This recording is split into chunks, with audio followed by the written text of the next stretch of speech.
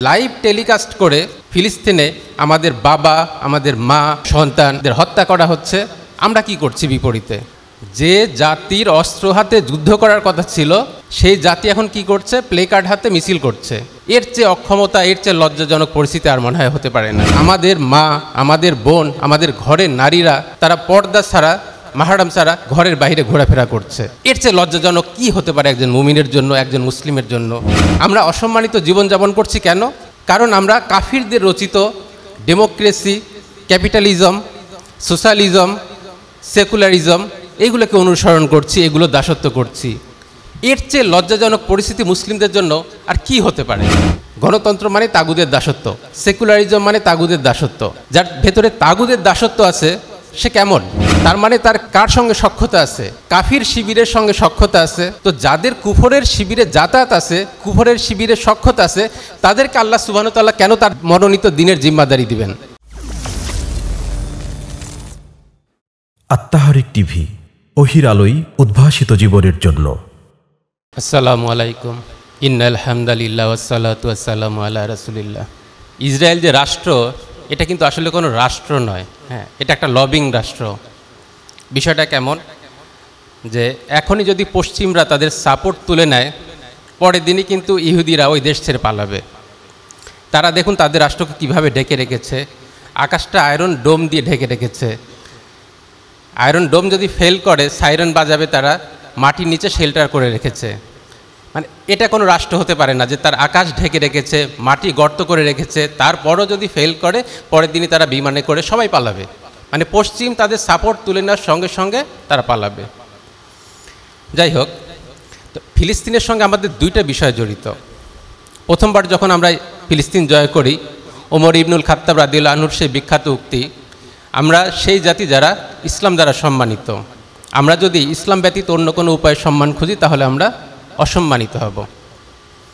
আরেকটা বিষয়, যখন সুলতান সালাউদ্দিন আইয়ুবী রাহিমাহুল্লাহ ফিলিস্তিন জয় করেন, তখন তিনি যে কাজ করেছিলেন, তিনি কুফরের সম্পর্ক ত্যাগ করে তাওহীদের সম্পর্কগুলোকে এক করেছিলেন। এখন ইসলাম দ্বারা সম্মানিত হওয়ার অর্থটা কি? আল্লাহর দাসত্ব দ্বারা সম্মানিত হওয়া, তাওহীদ দ্বারা সম্মানিত হওয়া। তাহলে ফিলিস্তিনের সঙ্গে আমাদের দুইটা বিষয় জড়িত। এক হচ্ছে তাওহীদ, দুই হচ্ছে তাওহীদের সম্পর্ক। আমরা কিন্তু ওই অবস্থানে আছি, আমরা অসম্মানিত অবস্থানে আছি।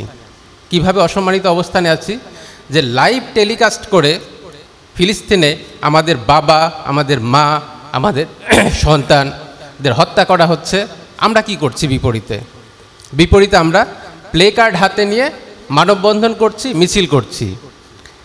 যে জাতির অস্ত্র হাতে যুদ্ধ করার কথা ছিল, সেই জাতি এখন কি করছে? প্লে কার্ড হাতে মিছিল করছে। এর চেয়ে অক্ষমতা, এর চেয়ে লজ্জাজনক পরিস্থিতি আর মনে হয় হতে পারে না।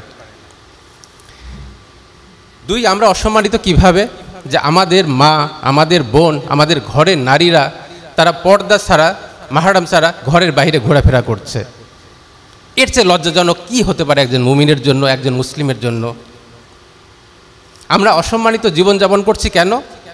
কারণ আমরা কাফিরদের রচিত ডেমোক্রেসি, ক্যাপিটালিজম, সোশ্যালিজম, সেকুলারিজম এইগুলোকে অনুসরণ করছি, এগুলো দাসত্ব করছি। এর চেয়ে লজ্জাজনক পরিস্থিতি মুসলিমদের জন্য আর কি হতে পারে? কথা হচ্ছে যে এই তাগুদের দাসত্ব, গণতন্ত্র মানে তাগুদের দাসত্ব, সেকুলারিজম মানে তাগুদের দাসত্ব। যার ভেতরে তাগুদের দাসত্ব আছে সে কেমন? তার মানে তার কার সঙ্গে সখ্যতা আছে? কাফির শিবিরের সঙ্গে সখ্যতা আছে। তো শিবির তো দুইটা, একটা হচ্ছে ইমানের শিবির, একটা হচ্ছে কুফরের শিবির। তো যাদের কুফরের শিবিরে যাতায়াত আছে, কুফরের শিবিরে সখ্যতা আছে, তাদেরকে আল্লাহ সুবহানাহু ওয়া তাআলা কেন তার মনোনীত দিনের জিম্মাদারি দিবেন?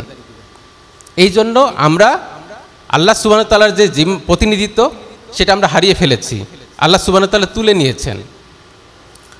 তাহলে সম্মান ফিরে পাওয়ার জন্য আমাদেরকে কি করতে হবে? ওই বিষয় দুইটা, একটা হচ্ছে তাওহীদ আর একটা হচ্ছে তাওহীদের সম্পর্ক। তাওহীদ কিভাবে? আমরা কথা বলি তাওহীদের, কিন্তু কথা হচ্ছে অস্পষ্টভাবে কথা বলি। আল্লাহ সুবহানাহু ওয়া তাআলা তাদেরকেই শুধুমাত্র প্রতিনিধি দিবেন যারা স্পষ্টভাবে তাগুতকে অস্বীকার করতে পারে এবং আল্লাহর দাসত্ব করতে পারে, অন্যথায় দিবেন না। অস্পষ্ট কথা বলে মনের ভেতরে আমি অস্পষ্ট কথা বলবো যে না আমি গণতন্ত্র এই সেই হেন তেন এইভাবে কথা বলে হবে না। ওই তাগুতকে অস্বীকার করি যে কিতাব থেকে অর্থ ব্যবস্থা নেয় না, ওই তাগুতকে অস্বীকার করি যে কিতাব থেকে বিচার ব্যবস্থা নেয় না, ওই তাগুতকে অস্বীকার করতে হবে যে কিতাব থেকে রাষ্ট্র ব্যবস্থা নেয় না। যদি গণতন্ত্রকে, সমাজতন্ত্রকে, সেকুলারিজমকে, নারীবাদকে স্পষ্টভাবে যদি অস্বীকার করতে না পারি, আল্লাহ সুবহানাহু ওয়া তাআলা আমাদেরকে আবার সেই সম্মান ফিরিয়ে দিবেন না। এটা স্পষ্ট কথা। কথা হচ্ছে আমরা ইনিয়ে বিনিয়ে কথা বলি, ইনিয়ে বিনিয়ে কথা বলে লাভ হবে না। তাদেরকেই আল্লাহ সুবহানাহু ওয়া তাআলা জিম্মাদারি দিবেন যারা আল্লাহ এবং তার রাসূল সাল্লাল্লাহু আলাইহি সাল্লাম ব্যতীত অন্য কারো আদেশ মানে না। আমরা সেই জাতি যারা শুধুমাত্র আল্লাহ তার রাসূলের আদেশ মানি। আমরা কাফিরদের দাসত্ব করি না, আমরা আমেরিকার দাসত্ব করি না, ভারতের দাসত্ব করি না। এই স্পষ্টতা আমাদের মধ্যে থাকতে হবে। যদি এই স্পষ্টতা আমাদের মধ্যে না থাকে তাহলে হবে না। ইসলামকে পরিপূর্ণরূপে নিয়ে উঠতে হবে। ইসলাম মানে শুধু আকীদা না, ইসলাম মানে শুধু রাজনীতি না, ইসলাম মানে শুধু সুদ না, ইসলাম মানে শুধু নৈতিকতা না, ইসলাম মানে পুরোটা। আমাকে ইসলামের আকীদা নিয়ে উঠতে হবে, ইসলামের রাজনীতি নিয়ে উঠতে হবে, ইসলামের বিচার ব্যবস্থা নিয়ে উঠতে হবে, ইসলামের নৈতিকতা নিয়ে উঠতে হবে, ইসলামের ইবাদত নিয়ে উঠতে হবে। অতএব যদি চাই যে আমরা উঠব তাহলে পুরোটা ইসলাম নিয়ে উঠতে হবে, পুরো কিতাব নিয়ে উঠতে হবে, অন্যথায় সম্ভব না। মনের ভেতর অস্পষ্টতা রাখবো যে গণতান্ত্রিক সেকুলারিজমের আমি কি করছি, আমার মুসলিম ভাইয়ের প্রতি বিদ্বেষ পোষণ করে আমি সেকুলারিজমের প্রতি ভালোবাসা পোষণ করছি, হবে না। তাওহীদের যে সম্পর্কগুলো আছে সেইগুলোকে ভালোবাসতে হবে। আমি সালাফি, আমি হানাফিকে ভালোবাসি, আমি হানাফি, আমি সালাফিকে ভালোবাসি, আমি শাফি, মালিকি, হাম্বলি সবাইকে ভালোবাসি। যে ইসলামের সীমারেখার ভেতরে অবস্থান করে আমি তাকে ভালোবাসি। কখনোই আমি একজন মুসলিমকে ব্যতি রেখে আমি কখনো কাফিরের প্রতি ভালোবাসা দেখাবো না, অসম্ভব। তাহলে আল্লাহ তার জিম্মাদারি দিবেন না। এটা স্পষ্ট রাখতে হবে। আমি আহলে হাদিস, আমি সালাফি, আমি হানাফি, যেই হই না কেন আমি ইসলামের সীমারেখার মধ্যে আছি, অথবা আমি মুসলিমদের ভালোবাসবো, এটা আমার নিজের দায়িত্ব। তাওহীদ যে ভেতরে ধারণ করেছে সে তাওহীদপন্থী সবাইকে ভালোবাসবে। এমনকি কোনো ভাই যারা পরিস্থিতি, আজকে এমন পরিস্থিতি যে কোনো ভাই না বুঝে ইসলাম থেকে বের হয়ে চলে গিয়েছে, কিন্তু তারাও পরকালের আশা করে, তারাও আল্লাহকে ভয় করে, তাদেরকেও আমরা ভালোবাসবো, কারণ আমাদের দাওয়াত তাদেরকে পৌঁছে দিতে হবে। এখন কথা হচ্ছে, সেক্ষেত্রে বক্তব্য আমি শেষ করে দিব যে আমরা তাহলে উঠব কি করে। দুইটা, একটা হচ্ছে তাওহীদ, একটা হচ্ছে তাওহীদের সম্পর্ক। আমাদেরকে আবারও নতুনভাবে দাওয়াত দিতে হবে। শুধু মাইক্রোফোনে কথা বলে লাভ হবে না। আমি মাইক্রোফোনে কথা বললাম, আমি বিশাল বড় একজন আলেম, সামনে অনেকগুলো লোক বসে আছে, আমি নসিহতমূলক কথাবার্তা বললাম, বিরিয়ানি খেলো, সবাই বাসায় চলে গেল, কিচ্ছু হবে না, কোনো লাভ হবে না। এইভাবে কখনো ইসলাম প্রতিষ্ঠিত হয় নাই।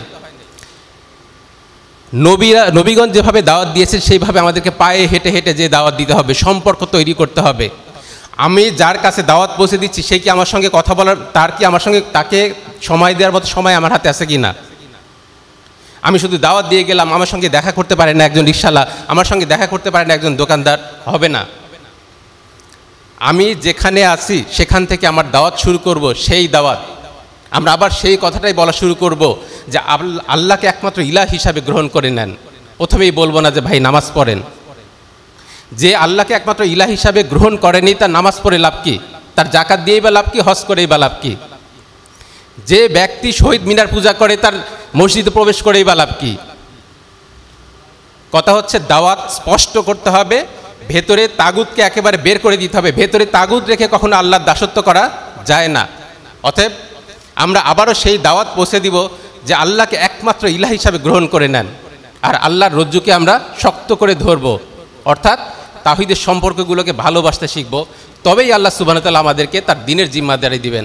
আল্লাহ আমাদেরকে ক্ষমা করুন। আসসালামু আলাইকুম।